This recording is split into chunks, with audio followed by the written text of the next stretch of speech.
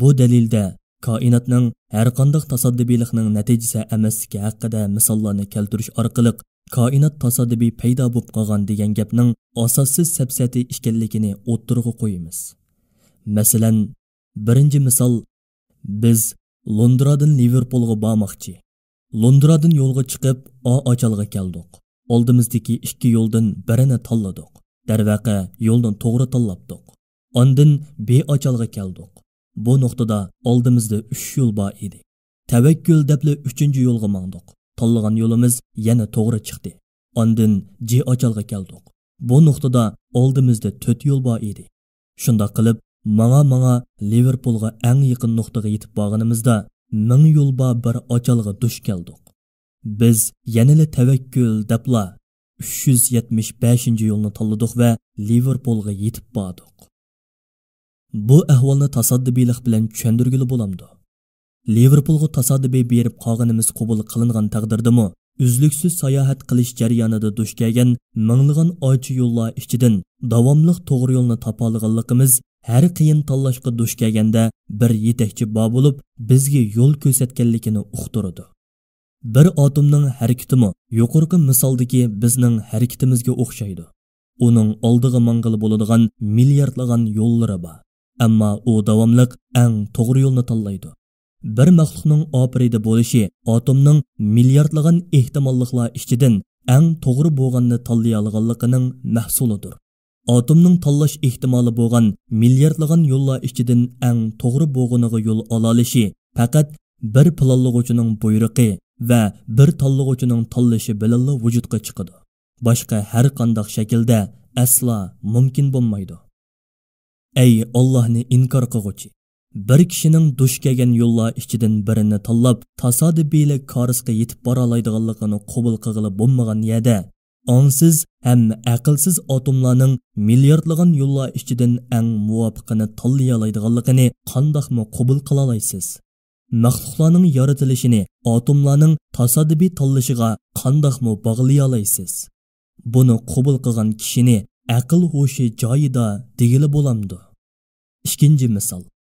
Orqama-orqa tizilgan 6 qat quloq pardasining dastlabda 1-chi, ondan 2-chi, ondan 3-chi, ondan 4-chi, ondan 5-chi, hammadan keyin 6-chi qat pardaning kelish ehtimolligi 46656 xil ehtimollikdan biridir.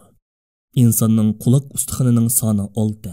Bu 6 ustixon tasoddibiy shakllanib qolgan deyilgan taqdirdami, mazkur ustixonlarning hozirgi tartib bo'yicha tizilish ehtimoli 46656 da bir.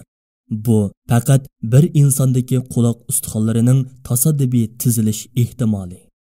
Yana kelib, hozir dunyodagi 7 milliard kishining quloq ustixonlarining tizilish tartibi o'xshash ekanligi nazarda tutilganda, agar biz barliq insonlarning quloq shaklining o'xshashlik ehtimolini tepib chiqmoqchi bo'lsak, 46656 ni 7 milliardga ko'paytirishimiz kerak. Agar mushu ko'paytish natijasida chiqqan sonni o'qiy olsak, insonlarning quloq shaklining o'xshashlik ehtimoli mazkur natija ichidan bir ehtimollik deganlikdir. Ya'ni insonlarning quloqining qurilmasining shakli uchun ashu o'qig'ili bo'lmaydigan darajada ko'p sondagi ehtimolliklar ichidan biri tanlangan. Allohni inkor qilgan kishi nimani qabul qilishga majbur bo'ladiganligini o'ylanib beqishi va uyulishi kerak. 3-chi misol. Yana quloqimizga bir quloq pardasi elib olsak, u pardaning 4-chi bo'lish ehtimoli 6 da 1. Agar 2 pardani birli vaqtda olsak, har ikkilisining 4-chi parda bo'lish ehtimoli 36 da 1 bo'ladi. Agar 2 pardani 2 qitim olsak, her ikkilisida 2 pardaning 4-chisi bo'lish ehtimoli 1296 da 1 bo'ladi.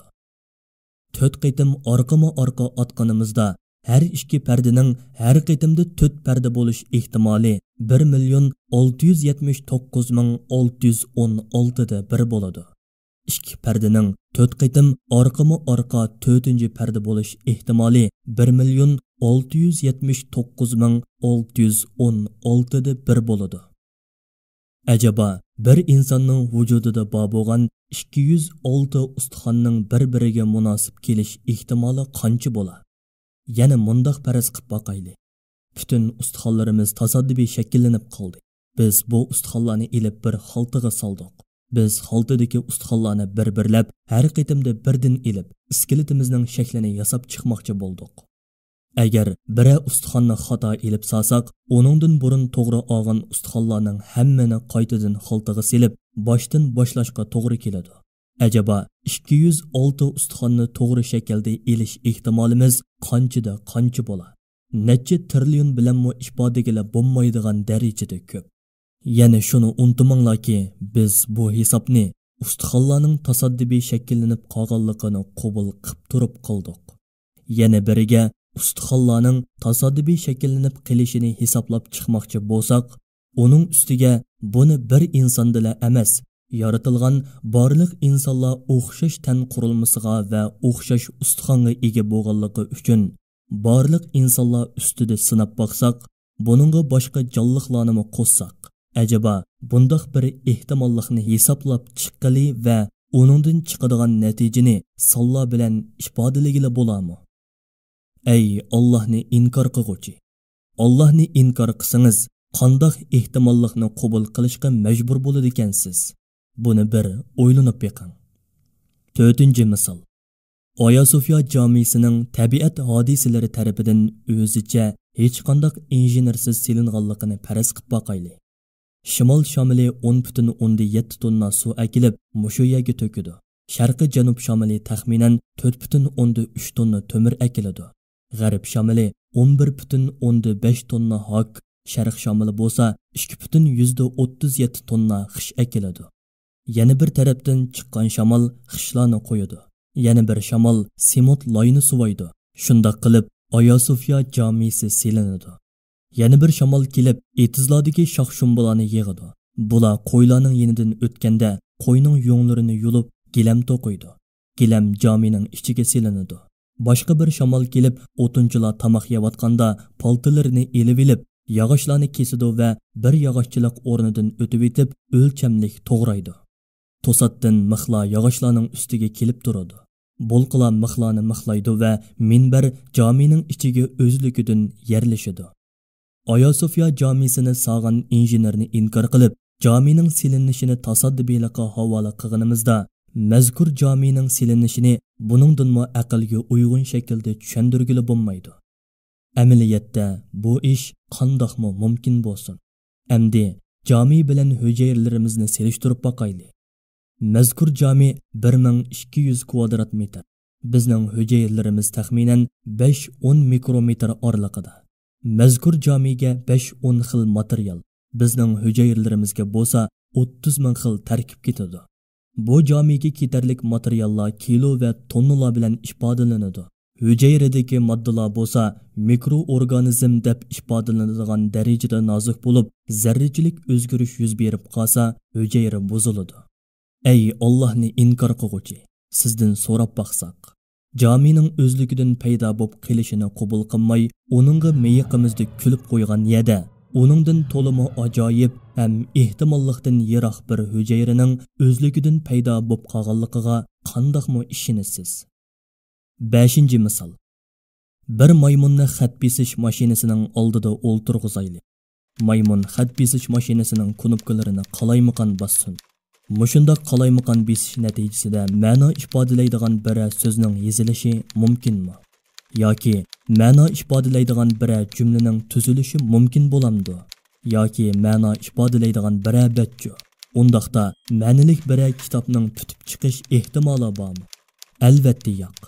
Bundaq bir maymunni xat besish mashinasining oldida o'ltirg'izib qo'ysak, faqat bir A harfini yezish ehtimoli 29 Ot degan so'zni yezish ehtimoli 841 bo'ladi. Masalan, 7 harflik tasodif degan xatni yezish ehtimoli bo'lsa 17 milliard 249 million 876 ming 309 bo'ladi. Bu natijaga erishishga vaqt yor berishi mumkin emas. Acaba inson va boshqa jonliqlar 6 harflik bir so'zdan necha hassa murakkab emasmi? Canlıqlar bir yoqda tursin, faqat bir tal DNA ga qarasak, bir DNA molekulasida taxminan 3,5 milliard mikrozarra, ya'ni 3,5 milliard harf mavjud. 6 harfdan tuzilgan bir so'zning tasoddibiy shakllanish ehtimoli 17 milliard 249 million 876 ming 309 da bir bo'lsa, bir tal DNA'dagi 3,5 milliard harfning tasodibiy shakllanish ehtimoli qancha bo'la? 6. misol. Dunyodagi barliq qo'llanishchan atomlardan foydalanish sharti bilan dunyoning yaratilishidan hozirga qadar o'tgan vaqt ichida bir dona proteinni tasodibiy qo'lga keltirish ehtimoli 10ni 161 qitim o'ziga ko'paytib yoki 10ning so'l tarafiga 161 dona nol qo'yib o'qib baqsangiz, bir dona protonning tasodibiy shakllanish ehtimoli mushunchalik ko'p ehtimollik ichidan faqat bir ehtimollikdir. Lekin bu ish buninglik bilan tugamaydi. Chunki eng kichik bir jonliqqa 238 dona proton ketadi. Bunchavala ko'p protonning tasodibiy shakllanib qilish ehtimolini talaffuz qilib boqmoqchi bo'lsangiz, trillion raqamini 9975 qitim takrorlashingiz kerakki, buni deb bo'g'icha taxminan 2 soat vaqtingiz ketadi. Ondan chiqqan natijani 10 ga ko'payting. Bir jonliqdagi protonlarning tasodibiy paydo bo'lib qolish ehtimoli mushundoq ko'p ehtimollik ichidan bir ehtimollikdir. Shundoq bo'lgan ekan, koinotning tasodibiylikning natijasida borliqqa kelganligini da'vo qiluvchining aqli boliqida gumon qilinmaydi. Allohning boliqiga doir dalillar tadqiq qilingan ateizmni og'dirgan haqiqatlar nomli asarni mushu yerda oxirlashtiramiz. Lekin Allohning boliqiga doir dalillar faqat mushu 25 dona deb o'ylamaslik lozim. Qat'iy undaq emas. Allohning boliqiga doir texi ko'plagan dalillar bor. Ularning bir qismi monola: vijdon dalili, payg'ambarlik dalili, Qur'on dalili, ijmo dalili, o'lim dalili, ibodat dalili, zibu sunnatlar dalili, o'xshashlik dalili, hamkorlik dalili, yordam dalili, rahmat dalili, tasarruf dalili, taraqqiyot dalili, nodonlik dalili, hokimiyat dalili, ijod qilishdagi qo'laylik dalili, buyuklik dalili, go'zallik dalili, ta'sirlanish dalili va texi mushularga o'xshash necha o'nlagan dalillar bor.